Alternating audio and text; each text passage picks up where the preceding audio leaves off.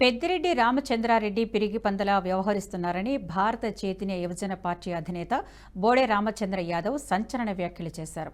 2019 ఎన్నికల అనంతరం స్థానిక ఎమ్మెల్యే పెద్దిరెడ్డి పాడి రైతులకు అన్యాయం చేస్తున్నారనే విషయంపై రైతు భేరీ చేపట్టామన్నారు.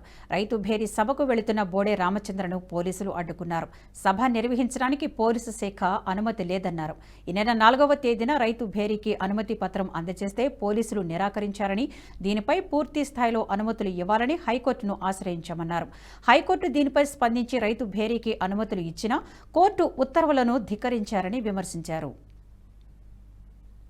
ఎమ్మెల్యే పెద్దిరెడ్డి రామచంద్రారెడ్డి గారికి సంబంధించిన డైరీ ద్వారా నియోజకవర్గంలో ఉన్న పాడి రైతులకు ఏ విధంగా అన్యాయం జరుగుతోంది, రైతులను ఏ విధంగా దోపిడీ చేస్తున్నారు, ఏ విధంగా నియోజకవర్గంలో అరాచకాలు జరుగుతున్నాయి అనే దాని మీద, రైతుల సమస్యల మీద ఈరోజు రైతు భేరీ అనే కార్యక్రమాన్ని పుంగనూరు నియోజకవర్గం సదంలో నిర్వహించి తలపెడితే, దీనికి సంబంధించి గత 4వ తేదీన ఇక్కడ సంబంధిత పోలీసు అధికారులకి మేము రిక్వెస్ట్ లెటర్ పెట్టినప్పుడు ఇక్కడ పర్మిషన్ ఇవ్వడానికి కుదరదు అని చెప్పి రిజెక్ట్ చేస్తే, నేను గౌరవ హైకోర్టును ఆశ్రయించడం జరిగింది.